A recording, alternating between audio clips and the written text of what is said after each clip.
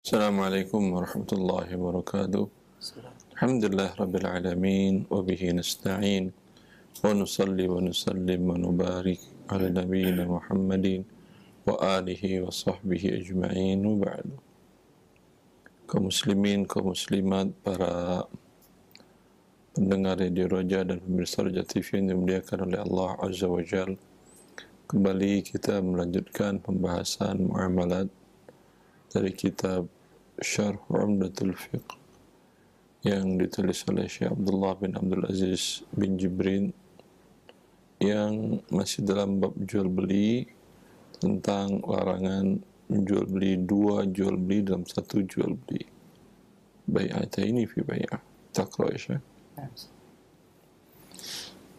Bismillah, qala al-muallif rahimahullah, wa nahaka dhalika alaihi salatu wassalam an bai'ataini fi bai'ah, wa huwa an yaqul bi'tuka hadha bi asati as-sihah aw 20 mukassarah, aw yaqul bi'tuka hadha ala an tabi'ani hadha aw tashtari minni hadha. Dan Rasulullah sallallahu alaihi wasallam juga melarang, yaitu an bai'ataini fi bai'ah, dua penjualan dalam satu penjualan, yaitu seseorang mengatakan aku menjual, misalnya seseorang mengatakan aku menjual kepadamu yaitu 100 dinar, 10 nama bi'astatis sihah, yaitu 10 dinar maksudnya, dengan 20 dinar yang kurang nilainya. Au yaqul, atau aku mengatakan aku jual bi'tuka hadza ala an tabi'ani hadza, aku menjual barang ini dengan syarat engkau menjual kepadaku barang ini, atau aku membeli darimu ini dan semisalnya. Demikian Ustaz. Bentuk jual beli yang dilarang dalam syariat adalah larangan Nabi SAW, bai'ataini fi bai'ah, dua jual beli dalam satu jual beli. Artinya 2 in 1 jual beli, dua jual beli kemudian dibuatkan menjadi satu paket jual beli. Ya. Dalam hal ini para ulama banyak penafsiran para ulama tentang maksud dua jual beli dalam satu jual beli tadi. Di antaranya muallif dan syarih, muallif memaknakan, mentakwilkan hadis tersebut dengan bentuknya seorang berkata, bi'tuka hadza bi ashratin siha au 20 mukassarah, aku jual barang ini kepadamu, maknanya aku jual laptop ini kepadamu 10 dinar, 10 dinar yang sempurna. Itu dinar, uang dinar kan uang emas, lecet sedikit kan berkurang beratnya. Ya. Dia mengatakan aku jual kepadamu 10 dinar yang sempurna, tidak ada lecetnya. Berarti kalau ditimbang 4,25 gram. Ya. Dua penjualannya. Pertama 10 dinar yang sempurna, atau aku jual dengan 20 dinar yang boleh dah lecet-lecet, boleh. Ya, tapi 20 dinar. Yang lecet-lecet 20, tapi kalau yang sempurna cukup 10. Ya. Ini berarti harganya berbeda. Ya. Dengan dua harga yang berbeda. Ini salah satu penafsiran para ulama juga. Termasuk juga sebagian para ulama mengatakan yang dilarang adalah dia mengatakan aku jual ini kepadamu tunai, laptop ini tunai dengan 10 dinar. Kalau engkau bayar dengan cara tidak tunai atau dengan cara mencicil selama 1 tahun maksimal, aku jual 20 dinar. Ini termasuk bai'ataini fi bai'ah yang dilarang bila syaratnya si pembeli tidak menentukan salah satunya. Kalau pembeli menentukan salah satunya dengan mengatakan, ini boleh nggak saya, tadi dia penawarannya, saya jual barang ini, laptop ini, dengan 10 dinar yang sempurna, atau 20 dinar boleh yang lecet-lecet. Kemudian dia mengatakan, saya nggak ada nih uang yang 10 dinar sempurna semuanya. Nggak cukup, paling 3. Ya. Yang ada 20 dinar lecet. Maka dia mengatakan pembeli, saya beli dengan 20 dinar yang lecet, setuju kamu? Ini lecet-lecetnya bentuknya. Oh ya, saya setuju. Kalau itu, ini bukan 2 jual beli dalam 1 jual beli. Ini 2 penawaran, jual belinya 1. Ya. Begitu juga dengan dia mengatakan, aku jual laptop ini 10 dinar bayar cash, tapi kalau engkau dengan mencicil selama 1 tahun maksimal 20 dinar. Kalau si pembeli mengatakan ya, saya beli, maka ini termasuk yang dilarang. Masuk bai'ataini fi bai'ah yang dilarang dan hukumnya haram. Tapi kalau kemudian si pembeli mengatakan dia menghitung kemampuannya, dia tidak punya 10 dinar sekarang tunai. Dia mengatakan, saya tidak punya uang tunai, saya beli dengan 20 dinar, saya cicil selama 1 tahun, lunas insyaAllah 1 tahun. Ya. Lalu penjual mengatakan, ya saya jual kepadamu. Berarti ini 2 penawaran, 1 jual beli. 2 penawaran, 1 jual beli, bukan 2 jual beli dalam 1 jual beli. Maka ini hukumnya boleh. Tapi yang tidak boleh adalah bentuk yang pertama tadi. Ya.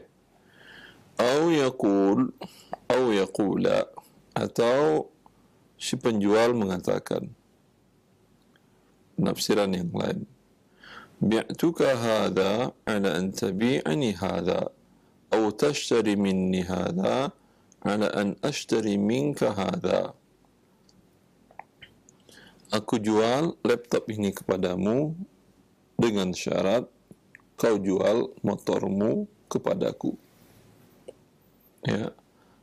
Atau aku beli darimu motor dengan syarat kau beli laptop dariku. Ini 2 jual beli dalam 1 jual beli yang dilarang oleh Nabi Sallallahu Alaihi Wasallam. Ini betul 2 jual beli di dalam 1 jual beli. Ya. Wasila Syekh. قال الشارح وذهب بعض أهل العلم إلى أن المراد بيعتين في بيعة المنهي عنه كل بيع يؤدي إلى الوقوع في الربا لقول ابن مسعود رضي الله عنه صفقتان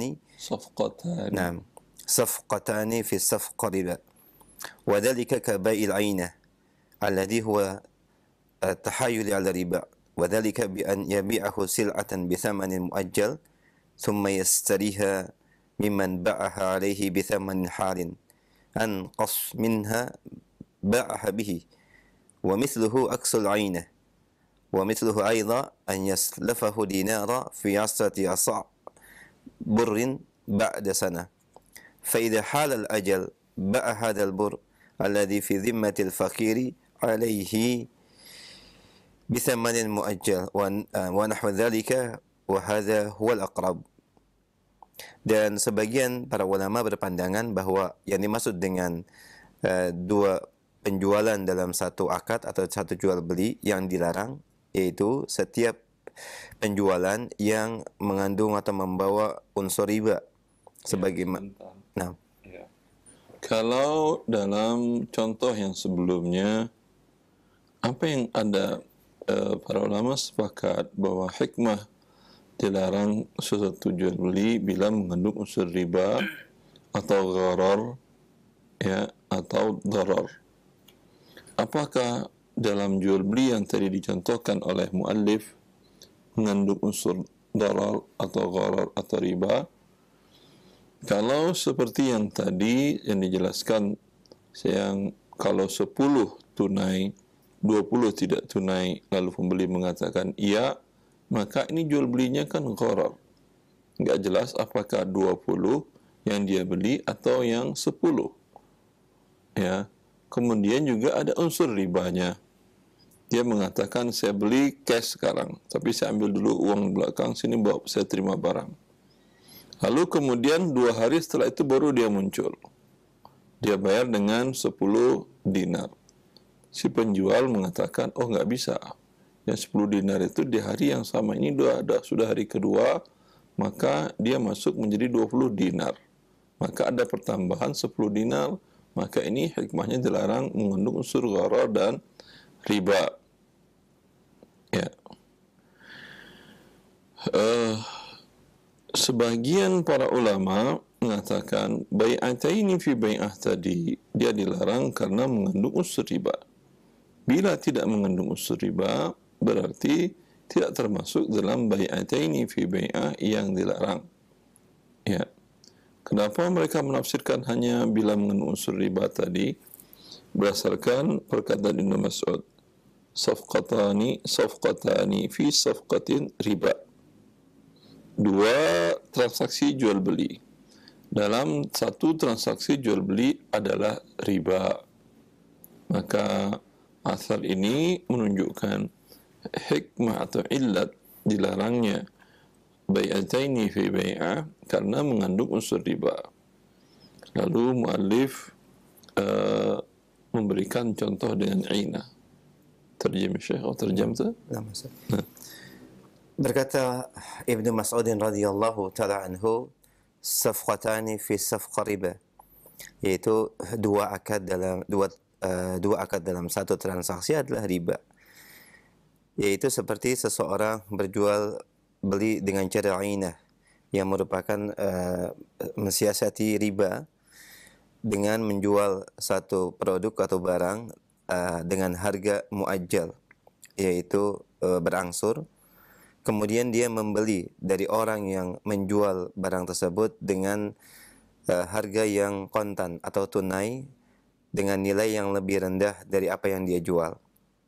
Dan misalnya adalah kebalikan daripada ainah.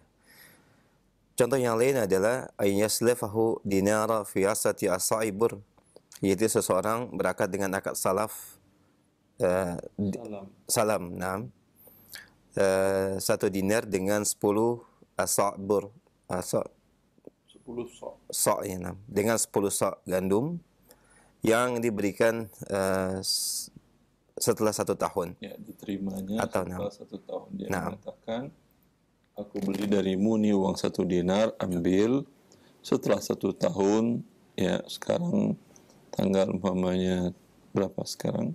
24 Agustus. Enggak, Muharram tanggal berapa? Tanggal Safar sekarang. Enggak umpamanya Safar. Sekarang tanggal 2 Safar, ya.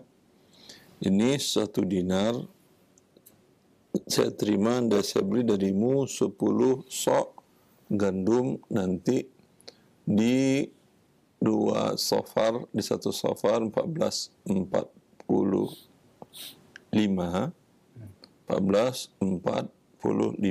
Hijriah sebanyak 10 sok. Seperti itu. Sudah banyak salam. Lanjut. Nah. فإذا حال الأجل باع هذا البر الذي في ذمة الفقير عليه بثمن مؤجل ونحو ذلك وهذا هو الأقرب. Dan apabila telah datang waktunya, maka waktu serah terimanya berarti bila pada tanggal 1 Safar 1445 sudah datang. Terus maka dia menjual bur ini, gandum ini yang ada di dhimmatul fakir dengan harga atau dengan pembelian muajjal, yaitu berangsur. Ya, dia mengatakan kamu adakan kewajiban menyerahkan kepada saya ini di 1 Safar 1445 sebanyak 10 sok. Ya. Itu ya udah saya jual aja ke kamu. Kemarin kan 1 dinar harganya, sekarang harga sekarang berapa? ya harga pasar sekarang 2 dinar 10 sok. Ya udah saya jual kepadamu, kasih saya 2 dinar. Nah, berarti 1 kemarin, tahun kemarin sekarang menjadi 2. Kan jual beli. Jual beli mana? Dia belum terima gandumnya, sekarang dia terima uang 2 dinar. Dibayar tunda juga. Ya udah bayar bulan depan. هذا هو الأقرب. نعم. ما شرحناها. نعم. طيب. وذهب menurut sebagian para Ibnu Mas'ud tadi udah ya. Lalu syarih Profesor Dr. Abdullah bin Abdul Aziz Al-Jibrin, beliau mengatakan contoh 2 safqah dalam 1 safqah, 2 transaksi dalam 1 transaksi, 2 jual beli dalam 1 jual beli yang mengandung unsur riba adalah jual beli inah.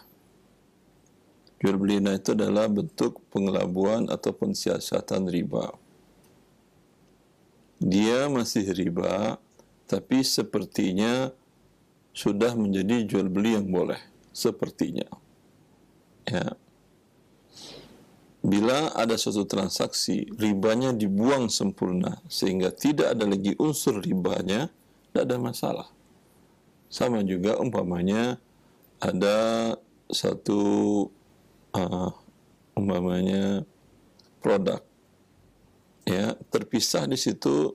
Kalau dimakan semuanya, ada di situ yang haramnya, ya, ada yang halalnya.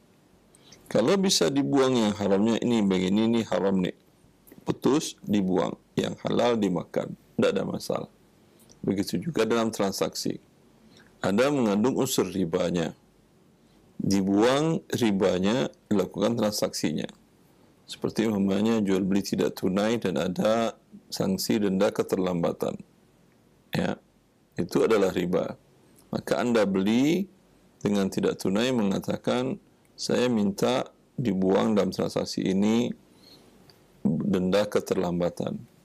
Kalau dia menyetujui, berarti sudah sempurna jual belinya, tidak ada riba di sana. Dalam contoh kasus ini. Kalau inah ini bentuknya jual beli, tetapi intinya adalah pinjaman mengandung unsur riba. Wadzalika, contohnya adalah dia menjual suatu barang dengan pembayaran tidak tunai. Lalu dibelinya kembali dengan tunai dengan harga yang lebih murah dari harga yang dia jual. Umpamanya, datang seorang pinjam uang 10 juta. Ini umpamanya. Ya. Kalau dia pinjamkan uang 10 juta, tentu tidak boleh ada pertambahan. Lalu kata dia, begini ajalah katanya. Ini saya punya laptop. Ya. Saya jual laptop ini kepada kamu dengan harga 11 juta rupiah. Kamu bayar nyicil sejuta sampai 11 bulan. Lalu dia mengatakan, akhi, saya enggak ingin laptop, saya ingin uang 10 juta. Sabar. Ya. Lalu kata dia, ya udah, ini laptop sudah milik kamu hutang ke saya berapa? 11 juta. Sekarang, nih, saya beli dari kamu cash 10 juta. Berarti laptop kembali kepada si penjual pertama. Berarti yang sebenarnya terjadi di dalam majelis ini apa? Yang pengen uang 10 juta dapat 10 juta cash atau tidak? Dapat, Ustaz. Iya dapat. Kan dibelinya lagi sehingga dapat dia 10 juta. Kemudian yang terima uang 10 juta itu nanti bayarnya berapa? 10 atau 11? 11. Ini saya pinjam, bukan saya. Si fulan tadi pinjamkan 10, minta bayarnya 11. Ini kan ada jual beli. Iya, ada jual beli, tapi ini pengelabuan riba. Kenapa? Karena barang kembali lagi kepada si penjual. Beda kalau ini namanya tawarruk. Beda kalau si fulan tadi mengatakan, akhi pinjam uang 10 juta. Saya tidak ada uang 10 juta. Tapi kalau kamu mau, saya jual laptop banyak ini. Kamu ambillah laptopnya ini, beli dengan cara tidak tunai 11, kamu jual ke toko lain dengan harga 10 cash, biasanya mereka mau. Mereka masih bisa jual 10.500, masih mau, mereka dapat untung 500. Ya, Anda lakukan. Beli ke fulan yang punya toko tadi, ya udah, saya beli ini dari antum 11 juta, pembayaran tidak tunai selama 1 tahun, 11 bulan, 1 juta sebulan. Setelah Anda terima, Anda cari toko yang lain yang mau membelinya cash. Ya. Ada yang mau beli dengan 10. Alhamdulillah, dapat Anda kebutuhan Anda 10 juta. Ya. Kalau ini bukan namanya inah, ini namanya tawarruk.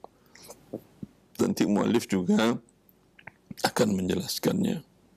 Ini namanya tawarruk, dibolehkan bila si pembeli dari Anda itu bukan anak usahanya atau sudah sudah ada rekayasa dari si penjual.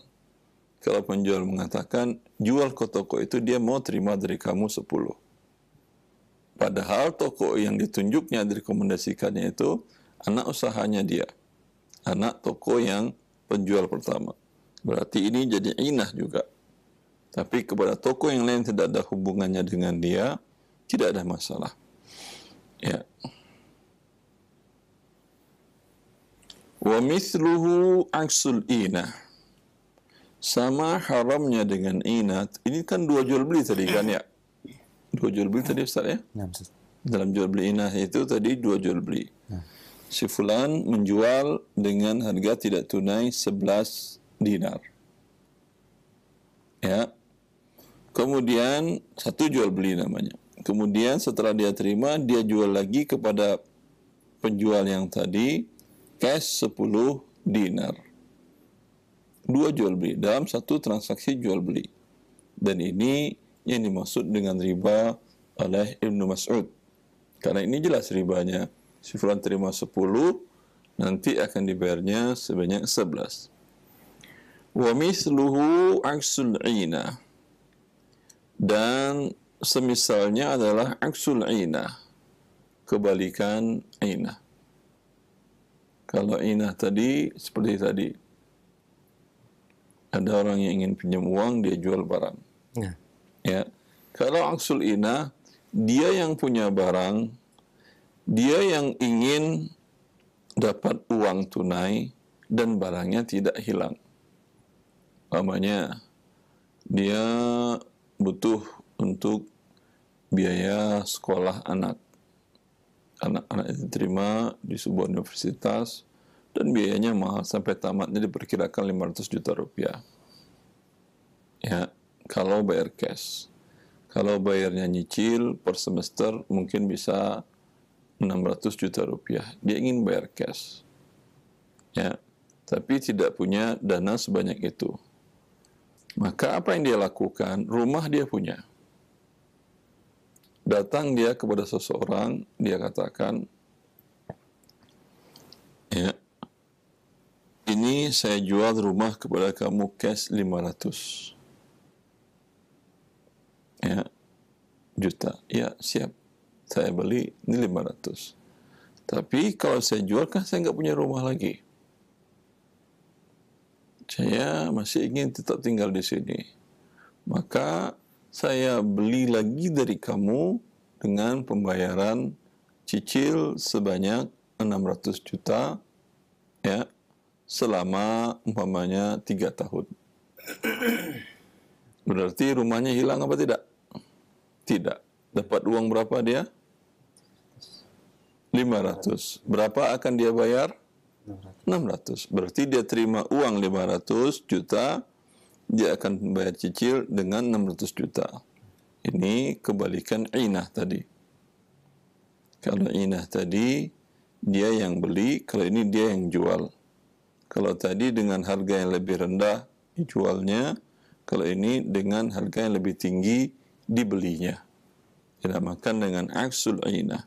Hukumnya seperti apa? Hukumnya juga sama seperti muallif syarih mengatakan wa mithluhu.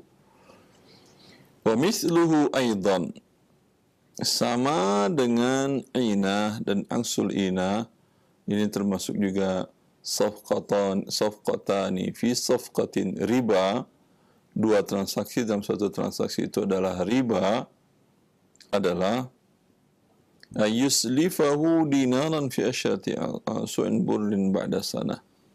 Dia beli dengan salam, 1 dinar diserahkan di majlis akad, akan terima dari si penjual 10 sok gandum. Terima nanti tahun depan 1 Safar 1445. Sampai 1 Safar 1445, ya, dia mengatakan, kamu kan ada kewajiban menyerahkan kepada saya di hari ini sebanyak 10 sok gandum. Ya, siap, saya akan serahkan, tapi qadarullah gandum saya gagal panen umpamanya. Ya udah, kalau gitu tidak ada masalah. Saya jual lagi gandum saya yang ada di tanganmu. Ya, kan dia tadi beli, berarti dia berhak terima gandum 10 sok. Sudah diterima atau belum? Belum. Lalu dia jual lagi kepada dia, ya dah, saya jual lagi kepadamu dengan harga 2 dinar, kamu serahkan kepada saya di bulan Rabiul Awal tahun 1445 itu. Ya, ini juga 2 jual beli ini. Pertama salam yang pertama, kemudian penjualan yang kedua. Dan ini mengandung unsur riba, iya. Karena 1 dinar berubah menjadi 2 dinar dan penjual beliannya tidak ada. Barang tidak diterimanya. Ya.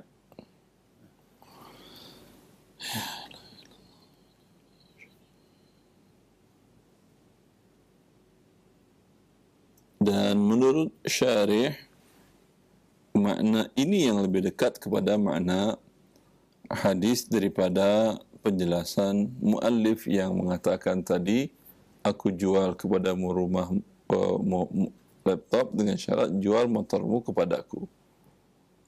Ya.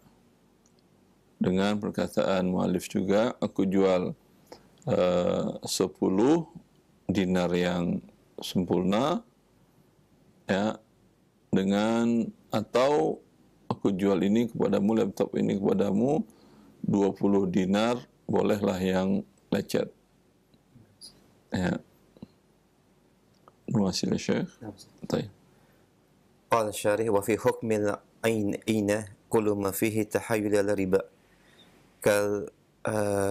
كالحيلة الثلاثية التي انتشرت في هذا الوقت، وذلك بأن يأتي الشخص المحتاج إلى النقود إلى شخص آخر فيطلب منه دينارا فيطلب منه دينا فيطلب منه دينا ويتفقان على الزيادة في هذا الدين، كان يجعل في 13 ثم يذهب إلى صاحب محل عنده سلعة فيطلبان منه سلعا بقدر الدين الذي اتفق عليه فيشتريها صاحب المال ثم يبيعها على هذا المحتاج إلى أجل بالقيمة التي اتفق عليها ثم يبيعها هذا المحتاج على صاحب المحل بثمن حال أنقص مما اشتريت به مما اشتريت به فالبيع هنا صوري وهو تحايل على الربا. Kemudian dalam hukum ainah semakna dengan inah.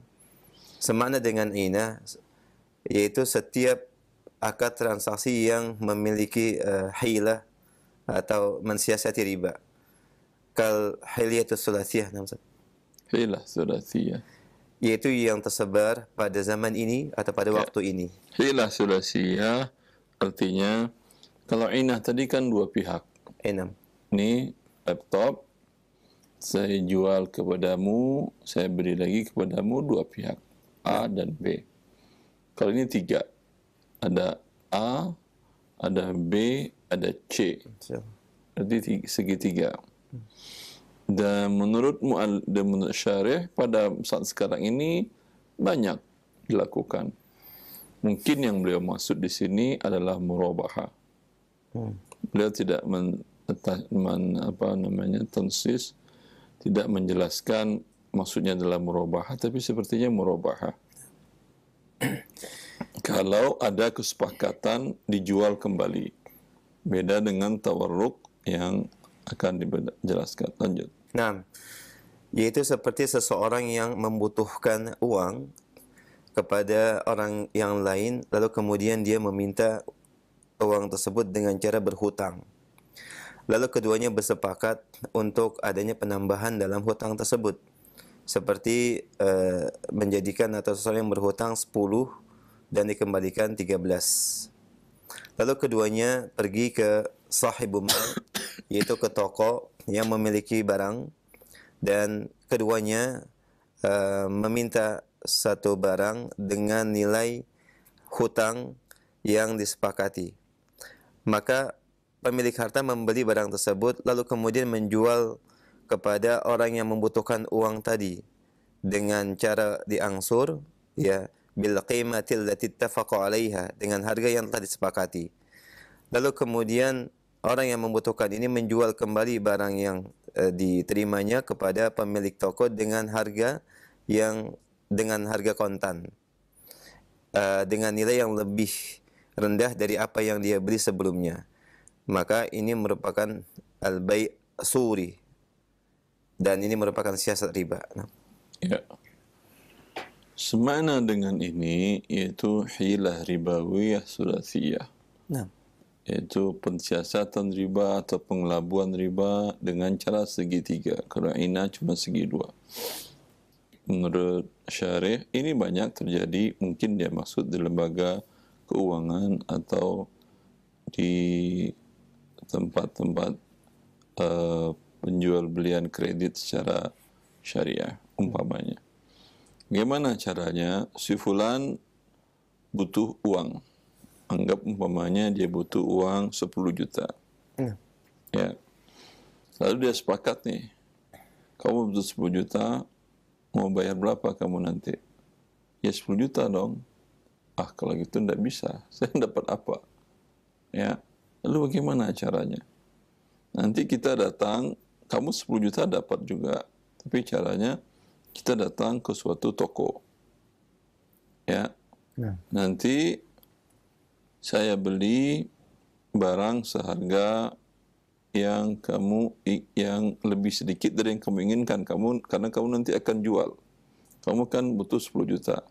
Saya beli barang dengan harga 11 juta. Cash di depan kamu.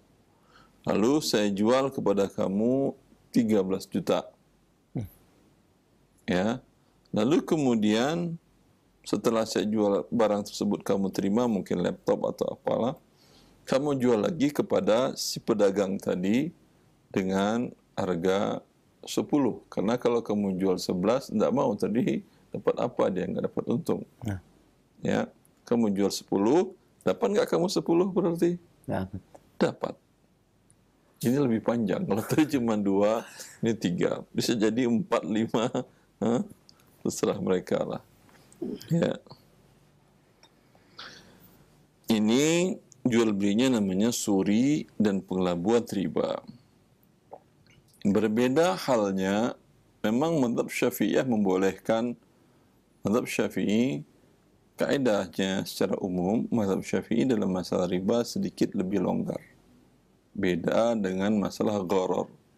Mazhab Syafi'i dalam masalah gharar sangat ketat. Ya, tapi dalam masalah riba sedikit lebih longgar, sehingga mereka membolehkan jual beli inah ini. Ya, akan tetapi As-Subki dalam Takmilatu Al-Majmu' Syarhul Muhadzab, Imam Mustajuddin As-Subki dalam Syarah Al-Majmu' Syarhul Muhadzab Takmilatul Majmu', ya, kitabnya Takmilatul Majmu' itu adalah lanjutan dari, karena Imam Nawawi menulis Syarah Al-Muhadzab, tapi beliau tidak selesai pada bab riba, ajal menjemput beliau, dan beliau tidak menyelesaikan kitab Al-Majmu' Syarhul Muhadzab. Lalu kemudian dilanjutkan oleh Imam As-Subki, Tajuddin As-Subki, Taqiyuddin As-Subki yang bapak. Kemudian belum selesai beliau juga wafat. Ya. Maka dia mengatakan di sana, kalau mereka bersepakat kedua-duanya atau tiganya ada kesepakatan sebelumnya seperti di yang dalam contoh di sini, dalam mazhab Syafi'i pun ini tidak boleh. Ini pun tidak boleh. Fala khilafa indana annahu la yajuz. Tidak ada khilaf dalam mazhab kami, itu juga tidak boleh. Tapi kalau tanpa ada kesepakatan, tidak ada masalah. Karena dia dua jual beli, memang jual beli yang tunai lebih murah daripada yang tidak tunai. Kalau umpamanya dia beli laptop, ya, memang keinginannya beli laptop. Dia beli dengan tidak tunai, memang kebetulan tidak punya uang yang tunai. Sudah dibeli, selesai. Kemudian setelah selesai jual beli tidak tunai dengan harga 13 juta, nelfonlah ke rumah, ke istrinya atau ke kakak atau ke abangnya. Lalu kata istrinya, "Mas, bukankah ayah atau papi atau bapak, berarti mertua dari si yang pembeli ini, saya dengar kemarin mau hadiahin kamu laptop." "Ah, masa iya?" "Iya, ini sekarang udah di tangan saya." Nah, tadi kan udah pulang, ngapain itu laptop dibeli lagi? Ya, dia batalin akad ke pihak toko nggak mau. Ya, jadi sudah 13 juta dibelinya tidak tunai, toko nggak mau, dan hak toko itu tidak mau, ya, karena namanya jual beli akadnya mengikat. Allah mengatakan, ya ayyuhalladzina amanu aufu bil uqud, wahai orang beriman, penuhilah akad kalian. Lalu apa yang bisa dilakukan oleh si pembeli laptop tadi? Dia jual kembali ke toko. Toko mau kalau jual kembali, tapi tentu harganya harga baru. Karena ini barang sudah dijual, dia nggak harga bekas, kata dia, ya. Walaupun belum ada satu segel pun yang dibuka, yang dia belum, dianggapnya bekas, saya mau beli tapi tidak dengan harga 13, ya, kalau tunai tadi sekitar 11, ya. Saya maunya harganya 10, sehingga saya jual lagi, saya untung lagi. Ya udah, kata dia, saya jual kepadamu dengan harga 10.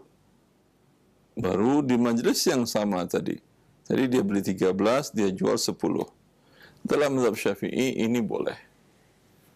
Ya, ini boleh karena memang jual beli yang tidak tunai lebih mahal daripada yang tunai.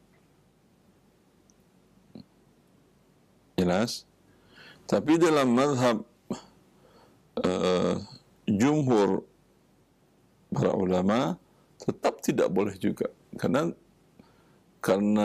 direkayasa atau tidak sudah terjadi ribanya. Dia terima 10 juta, kemudian dia bayar nanti 13 juta dengan mencicil. Ya. Maka ini menurut mazhab Syafi'i, menurut jumhur tidak, tetap hukumnya riba, ya, ada rekayasa atau tidak, ribanya sudah terjadi. Ini fi hukmin inah, ini udah tulisan. Ya. بيت نواصل تبيت Amma bi'ut tawarruq nuwasil. أما بيع التورق وهو أن يقوم المحتاج إلى النقود بشراء سلعة بثمن مؤجل ثم يبيعها بثمن حال فيحصل على ما يحتاجه من النقود، فقد ذهب جمهور أهل العلم إلى جوازه ولعله الأقرب لدخول في عموم قوله تعالى وأحل الله البيع وحرم الربا. Adapun jual beli tawarruk وهذا الحكم خاص بالتورق المعتاد الذي يفعل للحاجة غالبة. أما التورق المنظم الذي تفعله كثير من المصارف وذلك بأن يقوم المصرف ببيع معادن على أحد عملائه بثمن مؤجل، وهذه المعادن موجودة في البلاد المصدر لها، وقد اشتراها المصرف ضمن صفقة كبيرة ولا يمكن لهذا العميل قبضها، ولهذا يوكل هذا المصرف في بيعها فيبيعها ضمن صفقة كبيرة، فهذه المعاملة محرمة لأنها بيع دين بدين، ولأن المصرف يبيع هذه السلعة قبل نقلها إلى مكان خاص به، ولعدم إمكان قبض العميل للسلعة ونقلها إلى مكان خاص به. Maksud tawarruk al-munazam, maksud tawarruk akan panjang. Nah, Ustaz. Notif wala naqra. Ini akan panjang. Karena tawarruk ada jenisnya Ahsan. Tawarruk yang sifatnya adalah biasa. Nah. Itu yang khilaf para ulama. Ada tawarruk munazzam. Sudah tersistem. Nah. Ya. Kemudian ada lagi aksud tawarruk atau dinamakan maklubut tawarruk. Ya, ini tiga hal ini berbeda hukumnya. Tapi namanya tawarruk juga. Dan maknanya pun ada perbedaan. Kita jelaskan dulu atau cukup? Masih. Yakfi.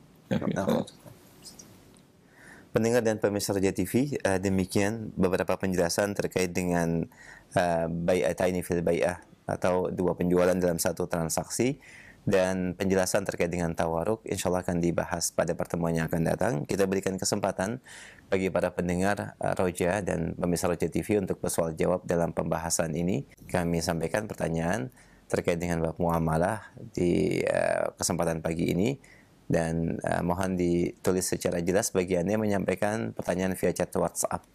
Kita terima via telepon terlebih dahulu. Baik, silakan. Baik, halo. Silakan, sudah masuk. Assalamualaikum. Waalaikumsalam warahmatullahi wabarakatuh. Dengan siapa, akhi, di mana? Dengan Abu Fahri, Ustaz, di Cibubur. Abu Fahri, ahlan wa sahlan. Silakan Abu Fahri. Izin pertanyaan, Ustaz. Saya ada usaha ini, Ustaz, untuk penggemukan sapi. Nah. Dengan anak sebagai pemodalnya. Dengan nanti setelah panen kurang lebih 7 bulan itu setelah dikurangi dari biaya-biaya pemodal itu 60 dan ininya pengembangnya itu 40%. Kemudian ada kejadian yang kemarin itu sudah 7 bulan tetapi tidak jadi dijual. Kemudian dibeli secara ini sama pengembangnya itu, Ustaz. Jadi dihitung sesuai harga, kemudian dijadikan lagi sebagai indukan. Jadi sistemnya itu pemodal nanti tetap yang awal itu modalnya misalnya 10 begitu, kemudian kalau ada bibit lagi di atas 10 itu diberi kesempatan pemodal mau menambah harga itu atau dari pengembang yang menambah modal. Apabila dari pengembang yang menambah modal, nanti 60 dari hasilnya itu, pemodal itu akan dipersentasekan lagi antara yang awal itu 10 dan penambahnya berapa persennya gitu. Apakah itu bisa Ustadz? Mohon pencerahannya. Ini Terima kasih. sebentar, syirkah seperti ini bila tujuannya penggemukan, para ulama mensyaratkan, dan ini mazhab Syafi'iyah mengatakan tidak boleh kerjasama itu modalnya berbentuk barang, ya, harus berbentuk uang, karena susah akan menentukan pokok modalnya. Dalam kasus penggemukan ini tidak boleh modalnya adalah induk sapi, ya, atau sapi yang akan digemukan ada modalnya 3 atau 4 atau 5 ekor. Harusnya adalah dia menyerahkan sapi, ketika dia serahkan mereka bersepakat dinilai dengan uang. Ya, umpamanya ini 3 sapi, yang ini 13 juta, yang ini 10 juta, yang ini umpamanya 7 juta. Berapa berarti semuanya? 30 juta kan ya. Nanti setelah waktunya ya akan dipanen atau dijual atau diapakan, maka yang akan dibagi adalah pertambahan dari 30 juta ini.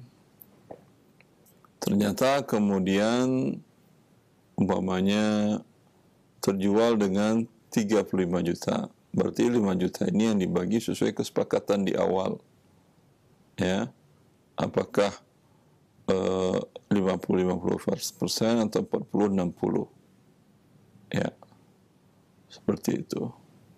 Maka yang dihitung bukan ekornya, tetapi adalah harga waktu diserahkan. Ya. Sehingga kalau umpamanya si pengelola atau si pekerja atau yang mengemukkan tadi, dia mengatakan, saya beli aja ada yang satu ini atau 3 ini saya ambil semuanya. Ya. Dibelinya umpamanya dengan harga awal modal 30, sekarang sudah lebih gemuk dan harganya 40 umpamanya. Dia bayar 40, berarti ada keuntungan 10 juta. Yang 50 karena 50-50, yang 5 juta untuk penggemuk. Ya, berarti dia tinggal bayar 35 juta. 30 juta adalah modal, 5 juta adalah laba untuk si pemilik hewan tadi. Wallahu a'lam. Jazakallah khair atas penjelasan. Demikian Abu Fahri di Cibubur. Barakallahu fiik. Baik, kita angkat kembali penelpon berikutnya. Halo. Halo, Assalamualaikum Ustaz. Waalaikumsalam warahmatullahi wabarakatuh. Dengan siapa Ummu di mana? Ana Ummu Abdurrahman di Palangkaraya. Ummu Abdurrahman, silahkan. Silakan pertanyaannya, ya. Ana mau bertanya masalah haji furoda. Ana termasuk yang gagal berangkat untuk tahun ini, tahun kemarin 2022. Kemudian yang jadi masalah ketika kita mau menarik dana, karena di situ kan MOU yang kita tanda tangani, kalau jemaah gagal berangkat, uang kita kembali 100%. Tapi di sini mereka tidak, dari pihak travel tidak mau seperti itu. Sedangkan MOU-nya jelas-jelas mereka tanda tangani sendiri. Yang saya juga punya masalah waktu untuk pembelian akad furodanya itu, saya akadnya di travel A misalnya. Saya beli di travel A, tapi ternyata setelah saya pembayaran itu beliau itu cuma agen, bukan pemilik. Nah, si pemilik ini yang tidak mau akad seperti itu. Jadi yang di atas kertas tanda tangan MOU itu dengan A atau B? Dengan A, dengan Ustadz tadi, Ustadz beliau adalah Ustadz Sunnah sendiri. Yang agen berarti ya? Ya, beliau agen ternyata. Saya tidak tahu karena di Enggak, sebentar. iklan beliau. Akad Anda dengan si agen atau dengan dia membuat akad sendiri atas nama perusahaan dia sebagai agen atau dengan perusahaan A tadi? B tadi. Kalau di iklannya, kita kan lihat Bukan di iklan, yang tanda tangan MOU, kesepakatan, akad, perjanjian jual beli jasa Haji Furoda tadi. Tanda tangannya atas nama agen, atas nama ustadz tersebut. Ya, berarti bukan pada ayanda, nggak bisa tuntut lah. Terus pertanyaannya apa, Ibu? Pertanyaannya, bagaimana hukumnya saya jual beli yang seperti ini, akad furoda yang seperti ini, karena spekulasinya tinggi setelah saya ikutin, karena saya tahun 2019 juga ikut furoda, tapi alhamdulillah berangkat, tapi bukan visa furoda, diberangkatkan sama travel yang bukan sunnah. Akhirnya di 2022 ini saya daftar lagi nyari yang travel sunnah, ternyata malah nggak berangkat. Jadi bagaimana hukumnya saya daftar haji furoda ini, dan bagaimana caranya saya bisa ngambil uang saya tanpa potongan sama sekali, karena potongannya sangat-sangat merugikan saya sebagai jamaah karena saya suami istri. Jadi potongan itu diminta mereka sekitar kurang lebih 80 juta. Kemudian untuk pengembalian juga mereka minta pengembaliannya kurang lebih 1 tahun lebih. Jadi bagi saya sangat memberatkan jamaah. Jadi mohon solusinya semuanya nih, Ustaz. Baik. Syukran, Ustaz. Assalamualaikum. Assalamualaikum. Masya Allah, ini musibah. Musibah. Ya. Tapi ala kulli hal, transaksi akad jasa atau jual beli dan berangkat ibadah haji atau umrah itu transaksi, ada jasanya, ada jual belinya. Ya. Jasa seperti tiket, seperti bimbingan, seperti hotel, ya. Dan kita sering menjelaskan itu bagaimana menjadi halal, bagaimana tidak menjadi halal. Kemudian yang barang yaitu makan, ya, tergabung dalam satu paket. Dan menjual beli, baik jual beli jasa atau jual beli barang, Rasulullah naha an bai'il hasati wa an bai'il gharar. Rasulullah SAW melarang jual beli gharar dan jual beli hasah. Jual beli gharar, jual beli yang tidak jelas, ya, apanya tidak jelas. Bisa jadi tidak jelas harganya, bisa jadi tidak jelas objeknya yaitu barangnya, bisa jadi tidak jelas serah terimanya. Ya, mungkin bisa diserah terimakan, mungkin tidak. Ya. Dan ini dalam jual beli jasa haji furoda, ya. Ini jelas, ini masuk kriteria tidak jelas serah terimanya. Serah terimanya itu adalah jasa berangkat ibadah haji. Ini tidak jelas. Pada saat dia berakad, apakah dia pasti berangkat atau tidak. Memang kalau yang dengan ONH juga tidak jelas, Ustadz, umpamanya. Ya bisa jadi dia meninggal, betul tidak jelas. Tetapi tingkat ketidakjelasannya lebih rendah. Karena gharar tidak mutlak haram, berbeda dengan riba. Tapi kalau kasus furoda, ya, ini tingkat antara bisa diserah terimakan dan tidak itu tinggi. Bisa dibayangkan tahun 2022 antara yang berangkat dengan tidak, dengan furoda itu yang berangkat hanya tidak sampai 10%. Ya. Itu data yang saya dengar, wallahu ta'ala, tentang kevalidannya. Tapi yang saya dengar ada beberapa info dari teman-teman yang di travel, itu tidak lebih dari 10%. Kalau Anda beli suatu barang, jasa, kemungkinan diterimanya 10% itu judi tingkat tinggi.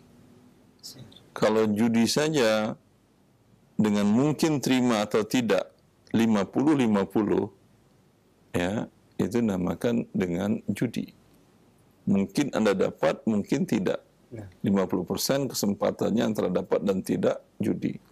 Apalagi ini cuma 10% kemungkinan dapat, 90% tidak kemungkinan tidak dapat. Maka dari awal ini jual beli yang batal. Bila dia merupakan jual beli yang batil, konsekuensinya tidak ada jual beli. Al-aslu fin nahi yaqtadi al-fasad. Pada dasarnya larangan Nabi SAW menunjukkan akadnya menjadi batil. Bila akadnya batil, tentu tidak ada akad dikembalikan uang sepenuhnya. Harusnya berangkat tidak berangkat, uang kembali karena akadnya batil. Kalau ternyata terjadi keluar dan mau berangkat, ulang akad lagi saat itu. Karena akad yang pertama sudah batil. Dan akad yang batil itu la tatarattab alaihi al-athar. Apa konsekuensi dari akad yang batil? Tidak ada konsekuensinya. Yaitu tidak ada kewajiban dia berangkatkan dan tidak ada kewajiban dia membayar. Dalam kasus sudah diterima uangnya, wajib dikembalikan. Dalam kasus akan berangkat dan jadi sudah di bandara naik pesawat, diakad ulang lagi. Karena yang pertama batil. Bila ternyata tidak sama sekali, tidak ke bandara, tidak juga naik, atau ke bandara tapi pulang lagi atau diusir, atau sudah sampai di Arab Saudi dipulangkan ke Indonesia, itu lebih parah lagi kejiwaan kaum musliminnya, otomatis uangnya wajib dikembalikan penuh tanpa dikurangi. Bila dikurangi, tentu ini memakan harta manusia dengan cara yang batil. Ya. Adapun itu secara pandangan syar'i. Adapun kasus Anda bagaimana mengembalikan uang dan segala macam, maka wallahu a'lam. Ini tentu kembali kepada hukum legal yang ada di negara kita. Bila ini adalah dianggap penipuan karena jumlahnya besar dan kasusnya besar, tinggal Anda laporkan kepada pihak yang berwenang. Dalam hal ini mungkin Satgas Haji dan Umrah. Ya. Seperti itu. Tapi wallahu a'lam apakah dana Anda kembali atau tidak, saya pun tidak tahu. Ya. Baik, Ustaz, jazakallah khair atas penjelasan rincian dan juga arahannya. Dan demikian ibu yang bertanya, semoga Allah mudahkan dari apa yang ditanyakan. Demikian jawaban Ustaz, barakallahu fiik. Baik, kita berikan kesempatan berikutnya. Baik, kita angkat kembali pertanyaan berikutnya via telepon. Halo. Halo, Assalamualaikum. Waalaikumsalam warahmatullahi. Dengan siapa Bapak di mana? Dengan Pak Sulaiman di Bogor. Pak Sulaiman di Bogor, silakan Pak. Assalamualaikum Ustaz. Assalamualaikum. Saya cuma mau tanya ini, Ustaz. Kebetulan saya punya lahan nih. Terus ada semacam pinjaman, tetapi berbentuk barang, katanya si syar'i gitu ya. Nah, saya juga belum tahu seperti apa. Nanti saya mau bangun lahannya sekian, terus material yang dia kasihnya berbentuk barang material gitu. Nah, cuma yang saya tanyakan ini termasuk yang diperbolehkan atau tidak gitu, Ustaz ya? Nggak jelas ya pertanyaan antum. Antum pinjam tanpa pertambahan itu pinjam apa? Beliau yang peminjam ini meminjamkan materialnya gitu. Peminjam kok meminjamkan? Ya, maksudnya Peminjam meminjam. ya. Pemilik barang meminjamkan. Gitu. Ya. Jadi Antum peminjam. saya peminjam Anda pinjam ke dia pasir, batu, termasuk ya berbentuk bahan bangunan lah. pasir, batu, semen, Ya. besi, genteng, kemudian keramik, seterusnya. Anda pinjam sekian-sekian. Ya. Terus, Nah, yang saya tanyakan ini diperbolehkan nggak itu, Ustaz? Anda kembalikan nanti dengan jumlah yang sama atau berlebih? Nah, ini yang saya masih belum paham. Kalau misalkan berlebih, apa itu termasuk riba? Kalau misalkan sama seperti itu, nah dia sendiri ngambil keuntungan dari mana gitu ya, Ustaz ya? Jangan tanya saya, tanya ke dia. Antum tanyakan ke dia apakah berlebih atau tidak sehingga saya jawab. Kalau sama, jelas boleh. Karena ini akad qard tanpa ada pertambahan. Iya, kalau berlebih itu Ustaz. Kalau berlebih tergantung akadnya. Kalau akadnya salam, boleh. Rasulullah SAW menerima 1 ekor unta, membeli 1 ekor unta yang akan dibayarnya nanti dengan unta hasil dari rampasan perang atau zakat dengan dibayar dengan 2. Tapi beli, bukan pinjam. Ya, maksudnya tadinya kan mau pinjam berbentuk uang. Cuma dia bilang kalau untuk bangunan, misalnya kita mau bangun rumah, dia pinjamin itu berbentuk bahan bangunannya. Cuma kayaknya memang ada kelebihan yang harus kita bayar. Nah, mungkin dari akad awal kayaknya seperti itu. Kalau pinjaman tidak boleh, namanya riba. Pinjaman disyaratkan pertambahan. Tapi kalau jual beli boleh. Oh gitu ya. Jual beli salam. Jual beli ya, Ustaz ya. Iya. Cukup Bapak, insyaallah. Sudah faham insyaallah? Insyaallah. Baik. Alhamdulillah. Afwan wa jazakallah khair Bapak, barakallahu fiik. Assalamualaikum warahmatullahi wabarakatuh. Nah, waalaikumsalam warahmatullahi wabarakatuh. Baik, kita berikan kesempatan kembali masih via telepon. Silakan penanya berikutnya kami angkat kembali. Halo. Silakan, sudah masuk. Iya, halo. Halo. Iya, silakan. Assalamualaikum. Waalaikumsalam warahmatullahi. Dengan siapa di mana? Waalaikumsalam. Dengan siapa di mana, Umu? Baik, sepertinya terganggu. Saya Yeni di Sukabumi. Alhamdulillah, Ibu Yeni di Sukabumi. Silakan. Mohon maaf, Umu dikecilkan dulu volume suara TV atau radionya, dimatikan dulu supaya jelas suaranya dan cukup monitor via telepon. Oh, iya, iya. Baik, silakan pertanyaannya. Ini saya mau bertanya tentang waris, boleh? Nah, silakan. Saya punya kakak meninggal tahun 2020. Siapa nama kakaknya, Ibu? Ibu Solihah. Solihah wafat 2020. Ya, Terus meninggalkan suami sama 1 anak perempuan. 1 anak perempuan. Ya, Ayah Ibu Solihah sudah meninggal. ibunya masih ada. Ibu Solihahnya, ibu dari Solihah masih ada. Iya. Ibu. Terus pertanyaannya apa? Terus kalau saudara kandung Ibu Solihah juga ada. Saudara kandung berapa orang? 1 laki-laki, 4 perempuan.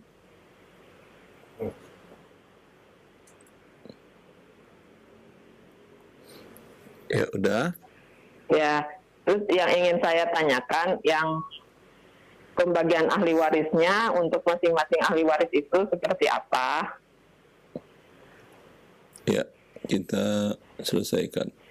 Kemudian yang mau saya tanyakan, apakah sebelum pembagian ahli waris itu ada pembagian harta gono gini gitu? Harta gono gini tidak ada. Cuman Tidak ada. objek yang dibeli bersama oleh Solihah dengan suaminya, Ya, ya itu kan ketentuannya masing-masing memiliki sesuai persentasenya. ya. Kalau Solihah Tidak ikut ada yang seperti itu, tidak. apa?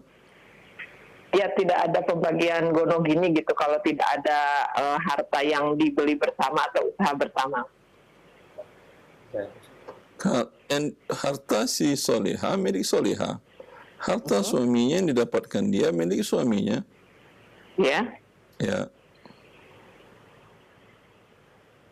Maksudnya jadi yang di harta peninggalan itu yang dibaginya dibagi 2 dulu nggak gitu, bagian suami sama bagian istri, kemudian katanya yang dibagi itu yang bagian istri aja gitu, bukan Ustaz?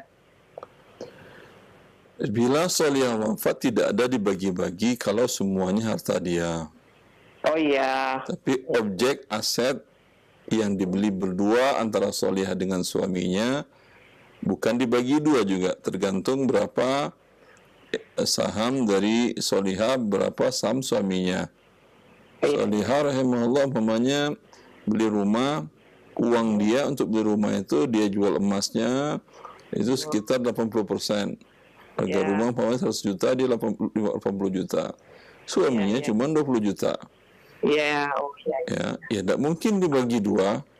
Siap, ya. Ini dibagi 8 banding 2. Iya. Oh, berarti pembagian itu seperti itu ya, Ustaz? Ya. Ya. Nah, terus yang ingin saya tanyakan itu aja mungkin, Ustaz, jadi pembagian dari masing-masing ahli waris yang tadi saya sebutkan. Siapa aja yang masuk ahli waris, terus pembagiannya berapa gitu.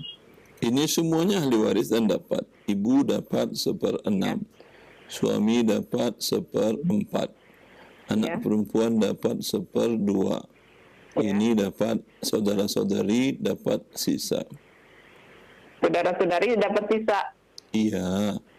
Oh iya. 6, 4, 2, KPK-nya 12.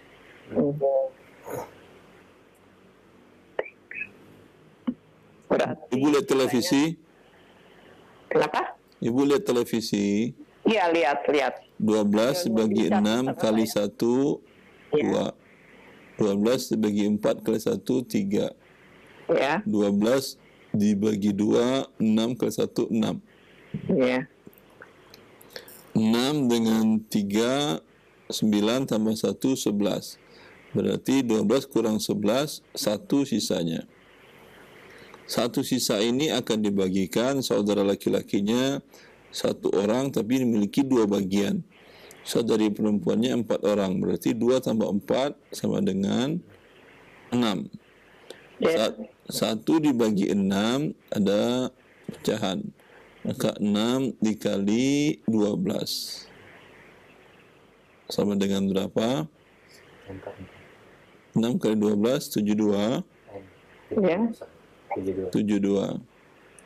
Kemudian 6 dikali 2, 12/72 untuk ibunya, ibu solehah. Untuk suaminya 6 dikali 3, 18. Untuk anak perempuannya 6 kali 6, 3, 6. Untuk saudara laki-lakinya 1 kali 2, 2. Saudari perempuannya masing-masing 1, 1/72. Maka seluruh harta solihah dibagi 72 bagian. Dibagi 72 bagian? Iya. Ya. Untuk ibunya dapat 12/72, suaminya 18/72, anak perempuannya 36/72, saudara laki-lakinya dapat 2/72, saudari perempuannya masing-masing 1/72. Demikian Ibu, pembagiannya bisa dilihat nanti di TV dan dicatat. Demikian jawabannya. Cukup jelas dan difahami, Ibu, Umu? Ya. Cukup jelas ya? Sudah bisa dilihat. Baik. Alhamdulillah. Wa iyyakum jazakallahu khair. Waalaikumsalam warahmatullahi wabarakatuh. Baik, masih kami terima via telepon sebelum kami angkat dari pesan WhatsApp. Kita akan kembali. Halo. Silakan, sudah masuk. Halo, Assalamualaikum. Waalaikumsalam warahmatullahi. Dengan siapa Bapak, di mana? Dengan Ali di Bekasi. Silakan Pak Ali. Ya, Assalamualaikum Ustaz. Assalamualaikum warahmatullahi. Saya mau tanya, ada kakak itu punya dana. Kemudian adiknya butuh motor.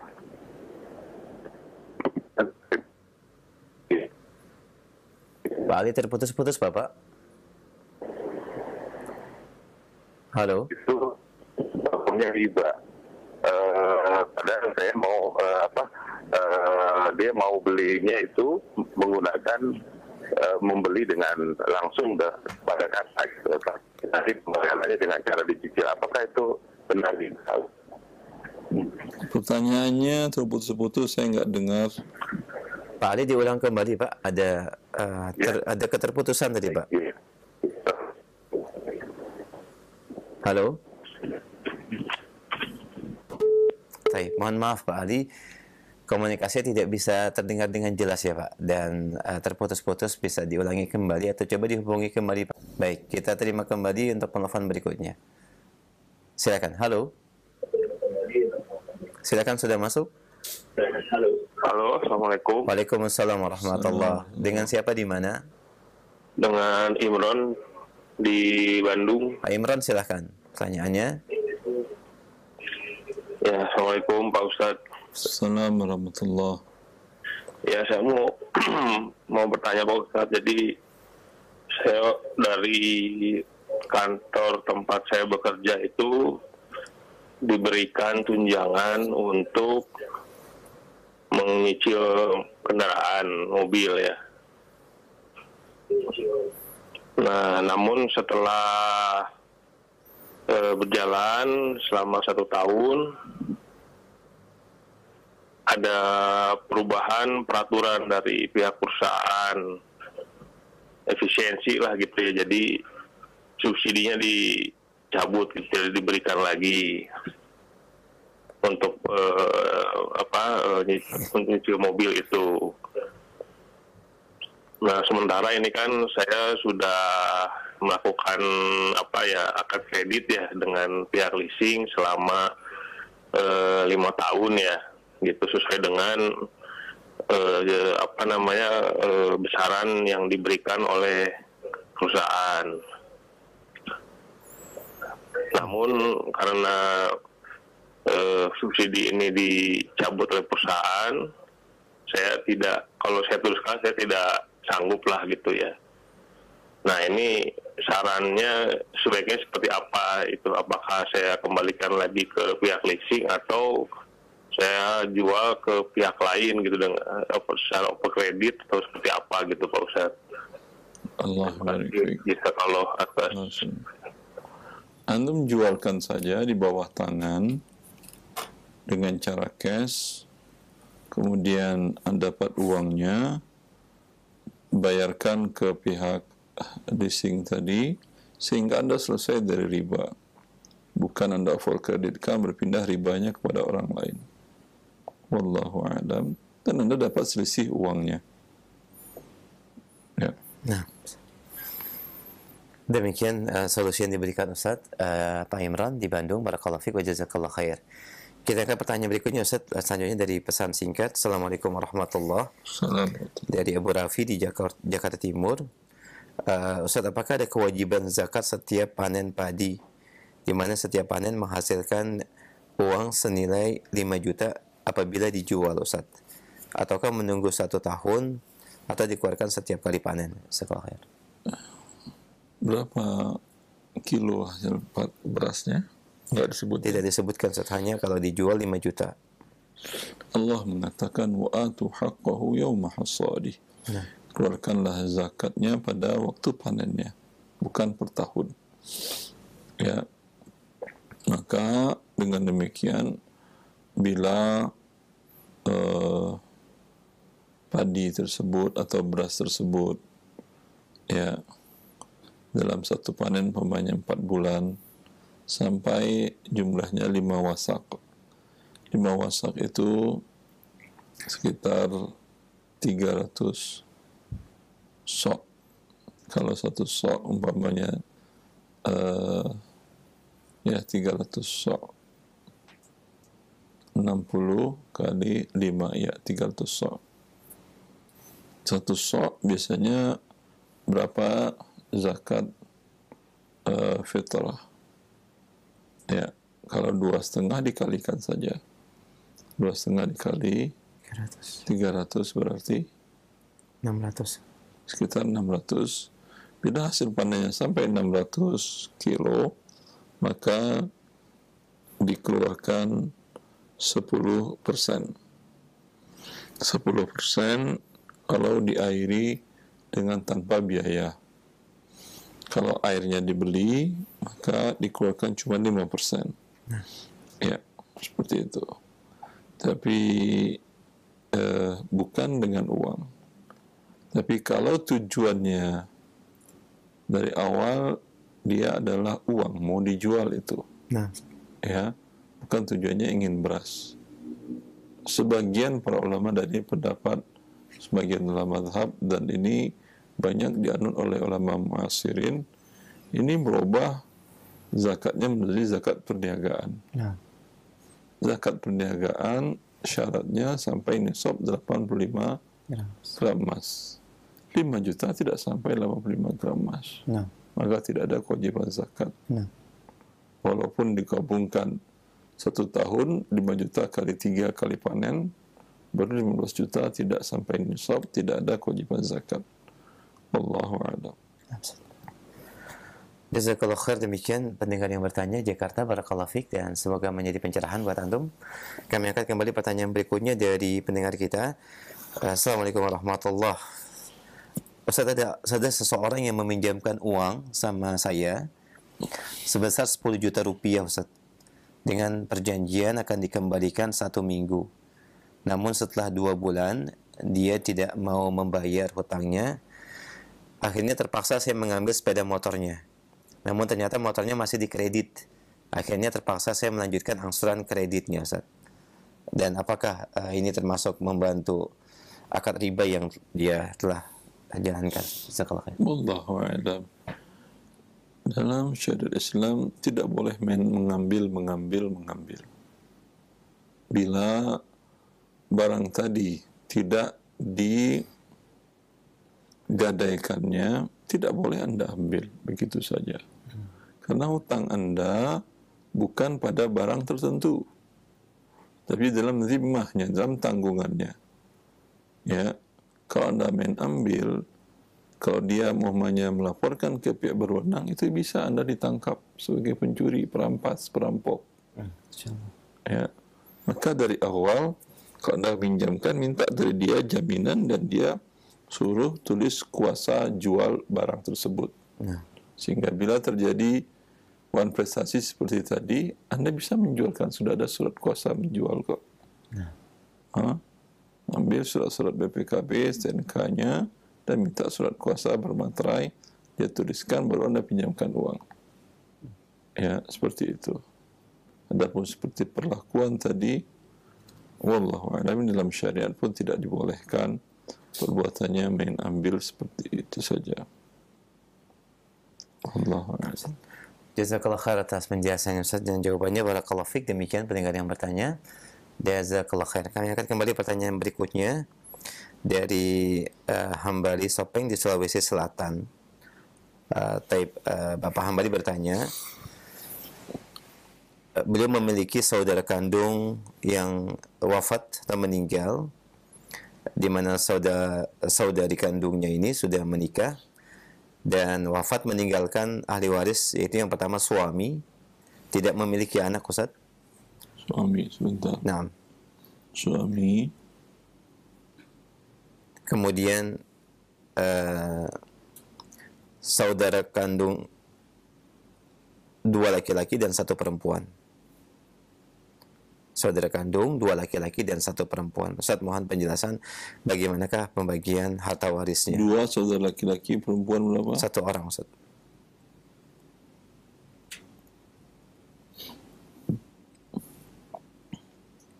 Gimana pembagian harta warisnya? Nah, Ustaz. Suami karena tidak ada anak dapat setengah. Ini mereka mendapatkan sisa. Ini ayah ibu dari yang meninggal Tidak ada, Ustaz. Sudah meninggalkan. Kalau sudah meninggalkan selesai. Kalau belum, ini tidak bisa dibenarkan. 1, 2 kali 2, 4 tambah 1, 5.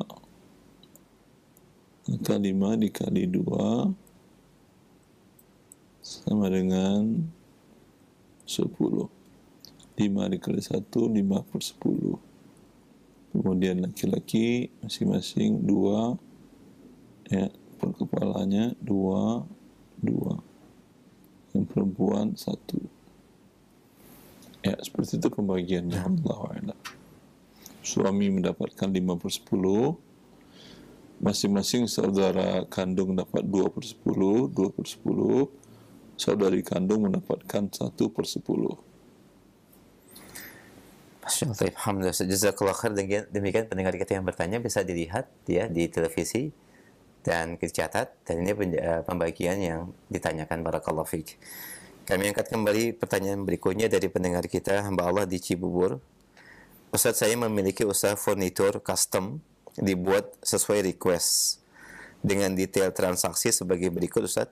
Yang pertama, pelanggan menelpon untuk jadwal survei dan membayar 400.000. Jika jadi order, maka 400.000 ini sebagai DP. Jika tidak, tidak saya kembalikan dan menjadi ongkos survei, dan pelanggan menyetujui ini. Kemudian yang kedua, survei ke rumah pelanggan. Ketiga, terbitkan RAB, pelanggan DP 50%. Sebentar, yang pertama survei siapa? Survei dari ikhwah yang bertanya ini, Ustaz. Penyedia usaha furnitur ke rumah pelanggan. Itu yang pertama apa kedua? Ini poin-poin akad transaksinya, Ustaz. Iya. Tadi ini 2 kali survei, apa sekali survei tadi? 1 kali, Ustaz. Terus kemudian dia terbitkan RAB dan pelanggan DP 50%. Rilis desain furnitur pelanggan, furnitur dibuat, kemudian di instalasi furnitur, jika ada komplain kita selesaikan, lalu kemudian pelunasan. Ya, apakah poin-poin akad tersebut sesuai dengan ketentuan syariat, Ustaz? Jika tidak, mohon arahannya. Tidak ada masalah. Cuman 400.000 tergantung. Kalau jaraknya jauh, angka tersebut lumrah, umum, sebesar 400 nggak ada masalah. Masya Allah. Tapi kalau jaraknya cuma 2 kilo, 400.000 nggak masuk akal. Terlalu besar. Walaupun surveinya 2 orang, gaji tukang sehari kan paling 120.000 ya? Berapa? 250? Anggap 150. 150 kan cukup untuk survei pertama, 1 orang tukang yang datang menghitung, mengukur, dan membuatkan anggarannya berapa. Ya, berarti cuma 150. Tambahlah ongkos umpamanya jarak 5 kilo, 3 kilo, 4 kilo, berapa ongkos naik ojek pulang pergi? 20.000? Anggap 40.000, 50.000. Berarti 200.000, cuman bukan 400. Dikembalikan yang 200-nya lagi. Kalau dia tidak jadi setelah survei. Ya. Hanya poin itu saja, Ustaz ya? Iya. Baik, jazakallah khair. Enggak masalah. Demikian akhi, barakallahu fiik, dan bisa menjadi catatan dari poin yang pertama. Demikian. Kami akan kembali pertanyaan dari hamba Allah di Cikarang. Assalamualaikum warahmatullahi wabarakatuh. Apakah jual beli dengan cara tukar tambah ini termasuk 2 jual beli dalam 1 transaksi yang dilarang, Ustaz? Tidak. Bila tukar tambah bukan pada komoditas riba dan yang semakna dengan komoditas riba, boleh. Jazakallah khair, barakallahu fiik. Ustaz, kami akan kembali pertanyaan dari pesan singkat WhatsApp. Assalamualaikum warahmatullahi wabarakatuh. Ustaz, saya memiliki kawan usaha mudharabah dan kemudian di perjalanan usahanya bangkrut dan beliau meminta bantuan untuk pelunasan hutang. Setelah saya melihat akad transaksinya, ternyata pihak pemodal meminta secara utuh seluruh modalnya, Ustaz, yang digantikan oleh pihak teman saya sebagai pelaksana. Pertanyaannya, apakah membantu teman ini untuk melunasi hutangnya termasuk membantu pelanggaran syariat dari pihak pemodal yang meminta keseluruhan modalnya? Jazakallahu khair. Anda membantunya bukan dengan dibayarin, tapi perbaiki akadnya. Lihat apakah kerugian terjadi karena kondisi stuck seperti ini ekonomi atau karena kelalaian si pengelola. Kalau murni kelalaian si pengelola, maka dia wajib mengganti sebesar kerugian. Kalau dia sudah dia melakukan dengan amanah dan profesional dan qadar Allah terjadi kerugian, ya, maka dia tidak ada kewajiban menggantinya. Adapun perjanjian yang dibuat itu batal karena perjanjiannya mengandung unsur riba, di mana investor tidak menanggung kerugian dan dia mendapatkan pertambahan, maka akad mudharabah tadi berubah, dia menjadi hakikatnya adalah qardan jarran manfaatan, pinjaman yang mengandung unsur riba dan hukumnya haram. Bila transaksinya perjanjian itu mengandung unsur haram, Rasulullah mengatakan kullu syartin laisa fi kitabillah fahuwa batilun wa in kana mi'ata syartin. Setiap perjanjian persyaratan yang bertentangan dengan kitab Allah, maka dia adalah akad yang batil walaupun 100 perjanjiannya. Ya. Maka konsekuensi dari akad yang batal, ya, maka seolah-olah tidak terjadi apapun juga. Wallahu a'lam. Jazakallah khair, barakallahu fiik atas jawabannya. Kami angkat kembali pertanyaan berikutnya. Assalamualaikum warahmatullahi wabarakatuh. Ustaz, apakah ada batasan usia dari asnaf fisabilillah, Ustaz? Ketika seorang anak yang menuntut ilmu syar'i dan memang dikenal berprestasi dan memiliki akhlak yang baik dalam kategori fisabilillah dan usianya yaitu SD dan SLTP dalam keadaan orang tuanya tidak memiliki harta. Apakah bisa kita bantu dalam kategori asnaf fisabilillah dan apakah ada batasan usia dari fisabilillah ini? Jazakallahu khair. Tidak ada batasan usia. SD, SMP, SMA, S1, S2, S3, kalau memang dia pintar dan mata spesialisasi kuliahnya atau jurusan yang diambil berguna untuk umat, apalagi itu ilmu syar'i umpamanya, ya, dan maka ini dibolehkan. Allahu a'lam. Tapi kalau spesialisasinya yang tidak berguna untuk umat, banyak yang tidak berguna untuk umat, ya, maka ini tidak boleh, tidak dinamakan fisabilillah. Jazakallah khair atas jawabannya. Dan pendengar serta pemirsa Raja TV, kita berikan kembali satu pertanyaan via telepon. Silakan, masih dalam pembahasan akad jual beli. Baik, kita terima kembali satu penelpon terakhir di kesempatan pagi ini. Halo, silakan, sudah masuk. Halo, Assalamualaikum. Waalaikumsalam warahmatullah. Dengan siapa di mana? Dengan Agus di Bandung. Silakan Pak Agus, pertanyaannya. Ya. Saya mau bertanya, ini tentang warisan, Pak Ustadz. Nah, mau dihitungkan warisannya? Jadi begini, Pak Ustadz. Jadi saya punya mertua yang kebetulan mertua saya itu sudah meninggal sekarang ini memang. Tapi sebelum meninggal itu, mertua saya itu pernah membuat suatu pernyataan secara verbal untuk mewariskan harta-hartanya ke masing-masing anaknya. Nah, yang mau saya tanyakan itu, apakah warisan yang seperti itu syar'i menurut Islam gitu, Pak Ustadz? Atau kalau misalnya tidak, itu tidak syar'i karena itu tidak syar'i dan batal. Sudah meninggal. Gitu. Akhi, itu mendengar saya? Begitu, Pak Ustadz. Baik, bisa didengar Bapak? Baik, disimak jawaban Ustadz. Silakan Ustadz. Ya, yang ditulis oleh mertua tadi, kalau saya diulang, Pak Ustadz, maaf. Baik, didengarkan ya Pak. Nah, silakan. Yang ditulis oleh mertua tadi, bila dia meninggal, objek hartanya yang ini untuk si anaknya yang A, B, C, ya, harta ini untuk A, ini B, untuk C, dan seterusnya, ini untuk istrinya, maka itu perbuatan yang batil, menyalahi kitabullah. Allah mengatakan yusikumullah fi auladikum lidzakari mithlu hadzil unthayain, dan seterusnya tentang ayat waris. Ketentuan waris Allah yang menentukan, bukan manusia. Ya. Adapun dia kalau dia hibah saat hidup dan sudah berpindah tangan, tidak ada masalah. Dia mengatakan ini untuk istri, ambil nih balik nama. Ini untuk anak pertama, ambil balik nama.